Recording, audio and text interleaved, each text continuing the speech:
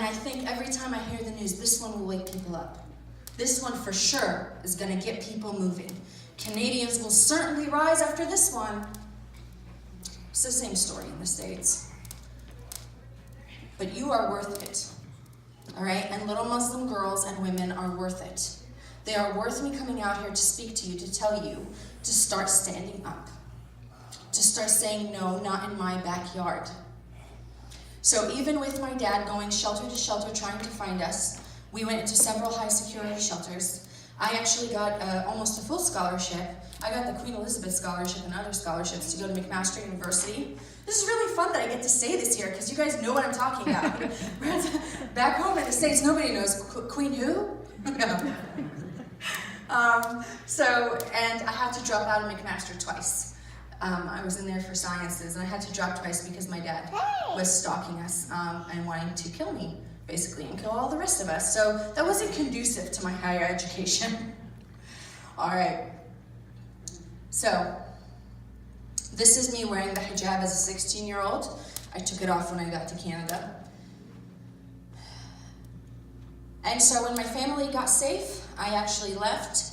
I was 18 years old. I signed up to be a contractor in Iraq. And I was there for 13 months with the United States military. I was not in the military. I was a contractor for the Department of Defense. And after that, I was really a daughter of the world. Really a daughter of the world. I smoked, I drank, I had boyfriends, but I was a very productive citizen, all right? I had a full-time job, I had a house. I was doing pretty well in the eye of the world, but inside I was very broken. I was a very broken girl.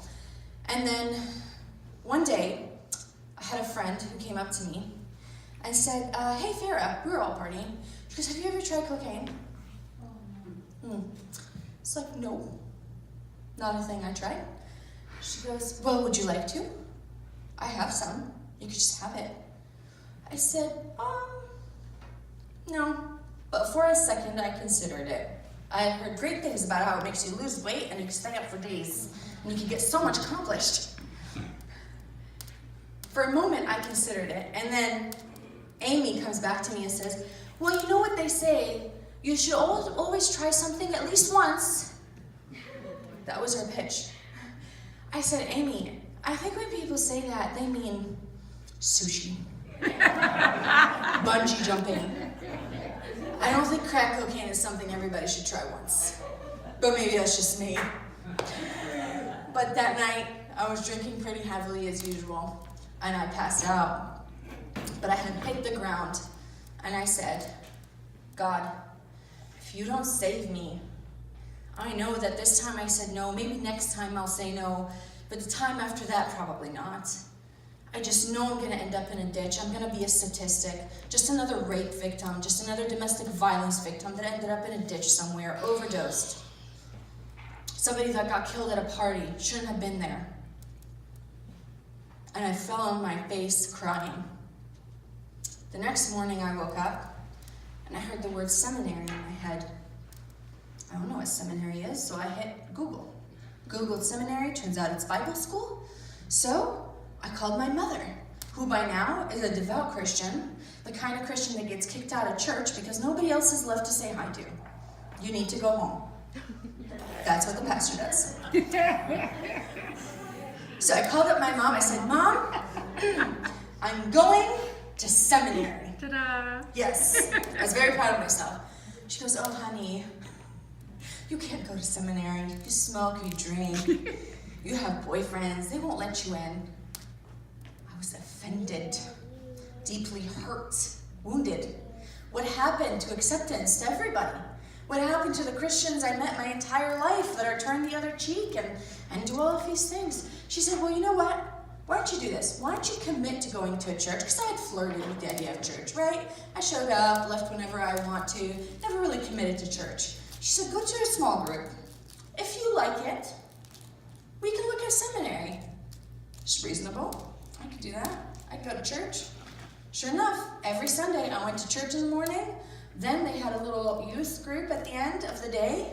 And I showed up there with my Harley leather jacket, because I rode a Harley, smelling like cigarettes. Haven't had a couple of beers. It's a good time. So in this youth group, I was always, of course, talking, giving my opinions on Christians, and there's one guy who didn't really care for me at all. I don't know why, I just have such a great personality. And, we got to talking, and he asked me why I wasn't a Christian. I said, well, I believe in Christ, in his divinity and whatnot. I mean, I've seen him, I can't deny it. There's no way to deny it. But I can't be a Christian because I can't do the whole turn the other cheek thing, be a doormat thing. I just can't do it. It's not for me. The hippy-dippy thing is just not for me. He goes, I don't know what you're talking about. The Jesus I served turned tables, made whips, called the leaders and the authorities children of snakes. That's the Jesus I worship. I was like, what? What is this Jesus? Let me look into him. And that's when I fell in love with the person of Christ. Until this day, I continue to study and continue to fall over and over in love with him. Now, that guy eventually got down on one knee, and he's standing right behind there. That's my husband. Yeah. Oh, funny how the Lord works. Yeah. And if that isn't a miracle in and out of itself, that I actually ended up in a very healthy, very Christian marriage that gets very vocal sometimes also. But one day I had made a small video about how Islam is not a race, because that's a trigger for me when people say Islam is a race. Islam is not a race. It's not a race, it's an ideology, it's barely even a religion. All right, and that video went viral. Not intended. Not intended. So it was actually 4 days after I had accepted the Lord. 4 or 5 days after I accepted the Lord. And I found myself in a pickle because now my face is plastered everywhere. People are calling me for interviews on radio shows, come and talk to us. And I was like, Lord, okay, I think this is my first test. I've heard of this thing. I'm supposed to talk to you. So here's the deal. You know that my father's trying to kill me, so I can't do this. So can I skip? And I heard him tell me to go and tell them the wonders I have done. So if plucking me out of the Middle East and bringing me here, opening my heart wide to Christ and his grace was not enough, stopping me from being a statistic was not enough, because I'm a wife to a very good man that I'm very honored to be a wife to. I was actually told that I could not have children because of the sexual trauma when I was a child, that it had caused too much damage. I went to 3 different doctors, okay? And then God said, well, let me show you what I can do. This is baby Anna. Yeah. Yeah, and let me see if I can play this video for you real quick. Yeah, that's okay. No video. But not just that, I actually started a ministry last year because I've been traveling. People call me and say, please come and speak to us. Please come and share your testimony. And I'm supposed to go and tell people the wonders the Lord has done in my life. And so I decided that officially it has to be done. So we started the ministry called Free the Captive. It's a Luke 4:18 ministry. And our focus is twofold. One is to free Muslims from the captivity of Islam. The biggest slaveholder in the world today is Islam. 1.6 billion Muslims in the world that think that God commands them to go kill other people in his name, that think that the God of the universe wants them to kill their daughters if they dishonor them by disobeying them, for example, refusing an arranged marriage. 1.6 billion people that think I should die. Somebody once told me, well, actually, that's not true. Only 20% of them, the polls are saying that only 20% of them are devout. I'm like, do you know what 20% of 1.6 billion is? It's a lot.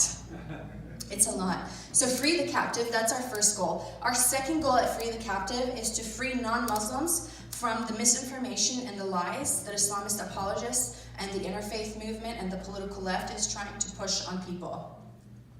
And that in and out of itself is going to save our culture and our society from becoming a dhimmi society. A dhimmi society is one where non-Muslims live as not even second-class citizens, but almost as non-humans. And I can tell you this not just because I experienced it in my life, but because my parents are Palestinians. And the first invasion of the Holy Land,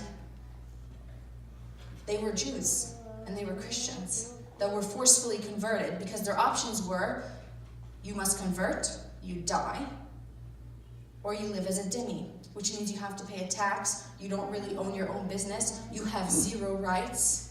And I see that happening here in Canada, in the United States. Have you seen what's going on in Europe? Forget about it. Last time Islam was in Europe, it took 400 years until Queen Isabella and King Ferdinand got them out. 400 years. So now I'm talking to you and appealing to you that we get this going and we start resisting before we get to that point. And that now they're here with the big push for refugees and immigrants. Now they're here, and what an opportunity we have to witness to people that we would have had to cross the world to find. Plus, they're our next door neighbors, so we might as well make them Christians, because that's the best gift that we can give ourselves. So if you'd like to check it out, please go to freethecaptive.org. That's where you can find me. I am available for anything. If you'd like to give me a call and talk, if you want to email, I talk to so many people all of the time. It is truly a calling. I'm a complete volunteer at the ministry. I've been told we do not take a penny of what we make. We make sure that everything goes back out to people because we want to fund new projects. One of them is called Project Exodus. It's coming up. It's going to be fantastic. I can't really talk about it a lot because I don't know if you heard of those people called Care and Isna. They're not big fans of mine. They don't like me. As a matter of fact, the SPLC, does everybody know what that is? The Southern Poverty Law Center. It's a big civil rights organization in the United States, in the southern United States. It was actually founded for great reasons, but now it has turned to actually demonize Christians and anybody who's even slightly conservative. And I have been featured on their list 3 times. So, very proud moments for me. Thank you guys very much for being here today. I really appreciate it. Just the courage of you to come out and just hear my testimony and hear my story. I want you to keep in mind that my story is exceptional. Not because I'm exceptional, but because God did exceptional work to get me out. I'm one of the girls that made it. I am not the rule. I am the exception. There's so many of what would have been my former Muslim sisters who didn't make it out. And I'm hoping that you'll help me to make sure that that doesn't happen again. Thank you.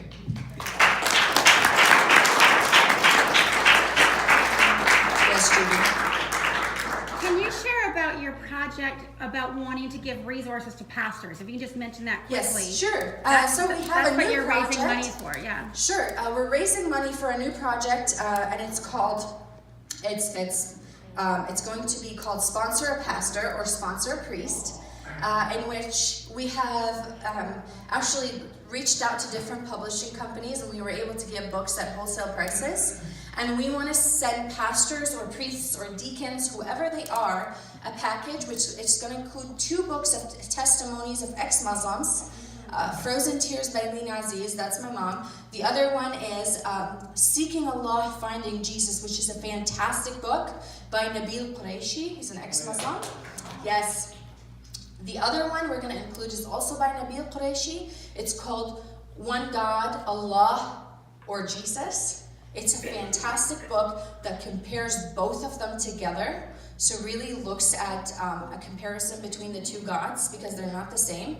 And then we're going to include some more books. One of them might be Phil Haney, See Something, Say Nothing, and some other books that are going to be good resources for them to have so they can actually read this material, because a lot of pastors, when they are told to come into this interfaith movement, they're told it's about peace and love and tolerance.